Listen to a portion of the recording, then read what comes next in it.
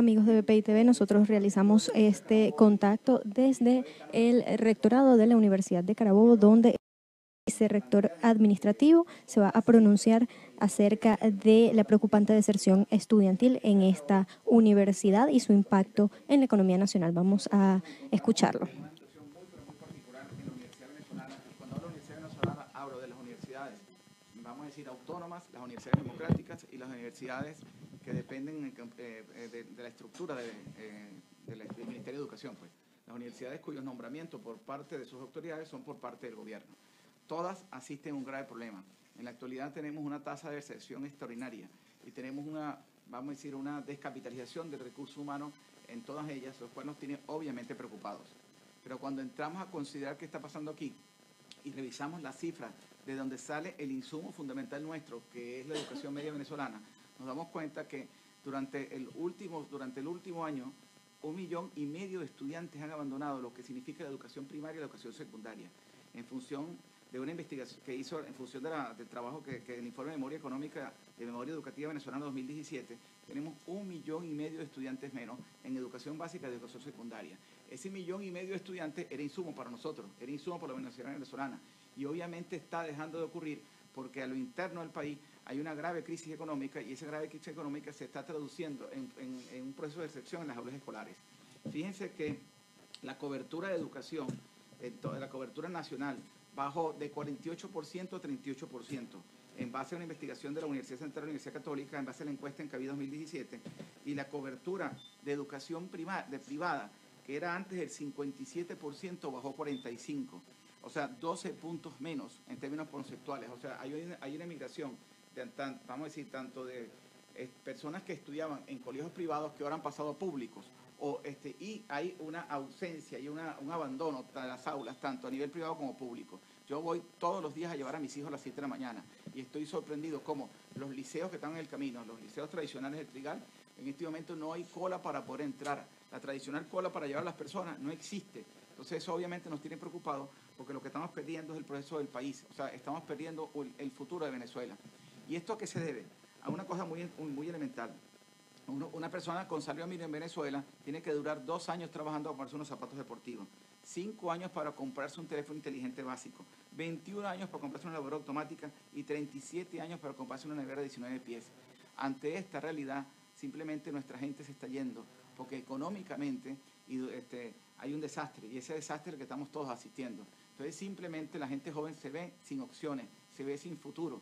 Y ha llegado entonces el momento de discutir con franqueza qué país nos va a quedar si seguimos metidos en unas absurdas políticas económicas que no llevan a ninguna parte. Tenemos 15 años de control de cambio y durante esos 15 años de control de cambio no ha habido ningún beneficio para la sociedad venezolana, muy por el contrario, se ha producido un proceso de enriquecimiento pero muy pequeño de determinados grupos y un empobrecimiento general del venezolano, que trae como consecuencia que su futuro se ve extraordinariamente agotado. Este fin de semana, el domingo, se me fueron 2 sobrinos que salieron de Acarigua para San Cristóbal, para irse de ahí a irse en un rumbo hacia Colombia, Perú, Ecuador, etcétera, etcétera. Se fueron 3 autobuses del terminal de Acarigua, de un estado chavista. Y la gente lloraba en el terminal, llorando la gente para despedir a la gente. ¿Saben lo que es eso? 3 autobuses y eran puros muchachos. O sea, es una cosa increíble. Y no estamos hablando de clases medias, estamos hablando de personas que tienen proyectos, vamos a decir, de personas jóvenes que están buscando opciones en el país, y hay una descapitalización terrible en este momento de recursos humanos, una diáspora indudablemente negativa para cualquier proceso de futuro del país. Entonces, ¿cuál es el planteamiento?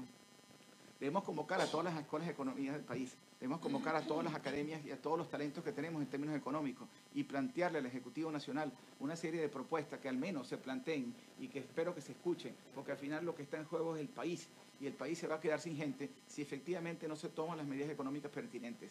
Esas medidas económicas al final tienen que ver también con procesos de confianza, tiene que ser restituida la institucionalidad. En el país nadie confía en nadie, no se confía en el TSJ, no se confía vamos a decir, en el Ejecutivo, en el Legislativo, en el Judicial, en los partidos políticos, y ese proceso de confianza al final descapitaliza los procesos económicos, porque obviamente la confianza es fundamental.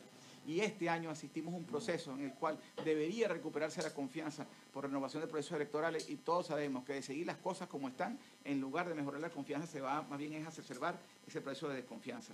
Entonces, Entonces, nuestras escuelas de economía del país deben reunirse lo más pronto posible, hacer el llamado pertinente, al menos la nuestra está ganada para efectos de eso, y ese llamado pertinente debe ocurrirse en las próximas horas porque sobra material para hacer observaciones principales, fundamentales, vigorosas, estratégicas, que permitan salir del hueco en el cual estamos metidos, que al final ese hueco nos está llevando a un proceso oscuro de un futuro absolutamente infeliz, porque simple y llanamente nosotros no le estamos dando insumos a nuestros muchachos para que ellos puedan tener procesos para quedarse en Venezuela y sentir que hay futuro.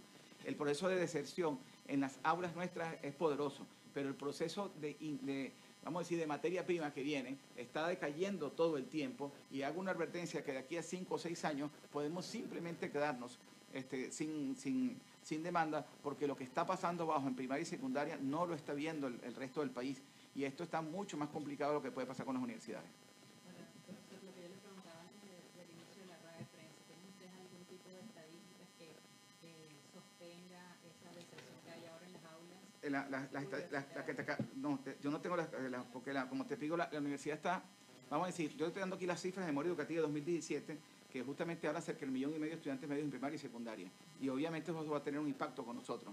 En el caso nuestro, no tenemos unas cifras particulares porque tenemos un sistema en el cual la gente tiene derecho a 2 reincorporaciones. Entonces cuesta mucho en estos momentos definir si la gente está activa o no está activa. Lo que sí tenemos una tasa importante es cuando la gente retira los papeles. Y en el momento que retira los papeles, sí se producen índices financieros más o menos confiables. En este momento hay una gran cantidad, de este punto de vista que tratar de hablar con el señor secretario, porque hay una gran cantidad de documentos para legalización de gente que quiere apostillar y quiere irse. Eso es gente que se graduó, ¿ok? Pero también hay una gran cantidad de personas que están retirando sus papeles justamente para certificar eso. En este caso, habría que ver las cifras que ellos están manejando, porque es así. Pero no te puedo decir tan entre un 40 y 50% menos, ¿ok? En este momento, ¿ok? Esto obliga obviamente a hacer medidas estratégicas con respecto a la institución. Y el proceso de oferta y demanda de cupos también ha bajado sensiblemente, como consecuencia de lo que te acabo de decir, como consecuencia de que vamos a decir, lo que daba el insumo, que era la educación media, ha tenido una merma importante y sigue teniéndola, pues. Aquí justamente leía una cosa que hay 2.800.000 estudiantes que asisten a clases en forma irregular porque deben sortear la escasez de comida y la falta de acceso a los servicios, ¿no? O sea, la gente de la Católica nos está diciendo que de los que quedan, el comportamiento es irregular, porque el que queda, el estudiante que queda, dejó de ser un estudiante de dedicación exclusiva, es una persona que tiene que trabajar, que tiene que hacer un montón de cosas en distintos escenarios, en distintos ambientes, en distintas condiciones, y a esa persona le está costando mucho incluso ir a clases, aunque todavía está en el sistema. Entonces, aparte de la crisis económica que vive el país, hay una cierta responsabilidad de este aumento de porcentaje de las universidades. Hay cierta responsabilidad por parte de las universidades que los alumnos o los jóvenes están consiguiendo satisfacción profesional o de formativa. Siempre parto de que todos tenemos algo de responsabilidad, pero realmente la universidad está en sus procesos clásicos. Pues la universidad en este momento tiene carreras de 5 años. Es posible que la universidad tenga que cortarlas a 4, porque en algunos países del mundo se hace más hincapié en el posgrado que en el posgrado. Pero es un proceso estructural que no solamente es de una universidad en particular, tiene que ver con políticas nacionales que emanan del CNU y que obviamente habría que estudiar, porque en este momento la universidad hay que repensarla. Ahora, la universidad en Venezuela sigue siendo gratuita, sigue siendo autónoma, democrática y popular, algunas de ellas, y ese proceso, y vamos a decir, hasta donde todos los que estamos aquí, que somos producto del sistema, es una universidad de calidad. ¿Qué está pasando en este momento? Al haber una descapitalización del proceso humano, quienes están quedando son los profesores viejos, los profesores establecidos, los que aspiran a su jubilación, pero inclusive el recurso humano nuevo, en este momento tenemos problemas para sostenerlo aquí, porque simplemente al final lo que espera es lo económico. ¿Cómo hace un profesor joven para ocuparse una nevera, un lavador y un carro? ¿Cómo hace un profesor joven para tener un hogar? Entonces esa cosa lo está pensando él y está pensando seriamente en irse del país. Y eso es un proceso que asiste inclusive en la educación primaria y secundaria. La ausencia de maestros, de maestros de educación superior, de educación básica, media, que en este momento hay, es terrible. Pero mis hijos han tenido 3 profesores este año que se han ido, los hijos míos que están en segundo año de bachillerato, 3 profesores menos en un solo año. Y son gente que obviamente al final no vio como opción el país y decidió que al final tenía que tomar otro rumbo. Acerca de eso, yo escuché hace poco, pero nunca pude confirmarlo, que en bioanálisis no se había podido arrancar el año por falta de profesores. ¿Qué tan cierto es eso? existen procesos, existen problemas en distintas áreas, pero realmente el año escolar como tal, el atraso de año escolar en bioanálisis y odontología tenía que ver con el proceso que las inscripciones no se habían terminado y que más bien tuvieron que alargarlas porque teníamos problemas vamos a decir, de demanda en esas carreras, no así en medicina y enfermería que sí estaban abarrotadas, pero ya tú empiezas a ver crisis en determinadas carreras, porque simplemente la gente dice, voy a durar 5 años aquí para qué, o sea, ¿cuál es mi futuro? En cambio antes tú durabas 5 años y a la vuelta de 1 o 2 ya había un retorno a lo que habías estudiado. El problema está en que tú tienes que buscar que proyectos de presente que estimulen el futuro. Y eso es lo que está pasando en Venezuela, que los proyectos en el presente no están estimulando el futuro. Los muchachos no ven futuro y como no ven futuro al final optan por buscar futuro en otros espacios. ¿Cuál es la salida? Es obviamente cambiar el modelo económico. O sea, lo que está pasando aquí es un problema de modelo económico, no hay discusión. O sea, y es un problema de modelo económico, ¿por qué? Porque lo estamos viviendo toditos en nuestros bolsillos. O sea, los equipos que tienen ustedes, los cerebros que tienen ustedes, no tienen, ¿cómo lo van a reponer si los pierden? O sea, pensemos en eso. Pero antes lo podíamos hacer. Antes podíamos hacer este tipo de cosas. Y para ustedes esos equipos son procesos de trabajo, son unos instrumentos de trabajo de ustedes. ¿Cómo le decimos a un muchacho, insisto, en que él va a durar 4 o 5 años estudiando, va a obtener un título y después va a durar 15 años para poderse comprar una nevera? Es obvio que él está viendo que este no es su país. Es obvio que él está viendo que hay un problema estructural económico. Ese problema tiene que ser atendido. Y ese problema, como es de nuestros hijos y los hijos de nuestros hijos, requiere una urgente sincerización. Las escuelas de economía del país se han pronunciado en muchas ocasiones. En este momento es menester que se vuelvan otra vez a pronunciar, que lleguen al punto del llegadero en el cual estamos y que justamente informen al país de que es inevitable tomar medidas económicas distintas a las que hemos estado tomando y que el control del cambio simplemente fracasó. 15 años nos han demostrado que lo que hicieron fue empobrecerlo. ¿De cuánto sería el presupuesto que necesita la Universidad de Carabobo para poder dar sueldo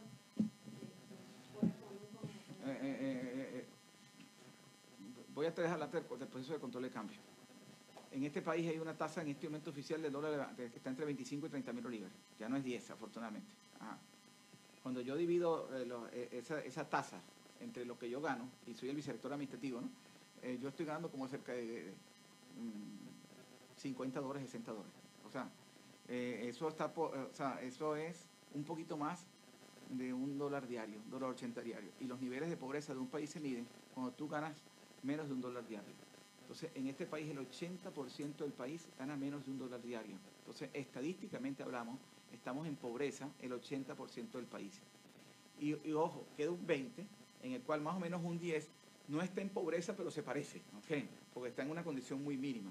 Y apenas un 10% de la población es que puede decir que justamente puede sobrevivir. Entonces, si el 80% de tu población está ganando menos de $1, porque ahora tenemos $1, ahora podemos decirle que tenemos $1 de 30.000, ¿ok? Ahora, cuando yo vuelvo todo esto en base al dólar paralelo, o sea, las cosas, estamos hablando del 92% del país. Entonces, simplemente estamos todos empobrecidos y estamos viviendo de las rentas y de lo que tenemos. Estamos viviendo, cuando hablo de viviendo es que estamos sosteniéndonos en los activos que tuvimos en otra Venezuela que nos permitía comprarlo, en la lavadora que no se eche a perder, en el carro que no se dañe. Estamos soportados en los activos y eso no va a durar mucho tiempo. O sea, aquí simplemente o revisamos el modelo económico y buscamos alternativas que nos permitan salir de este momento o se nos va a ir el futuro.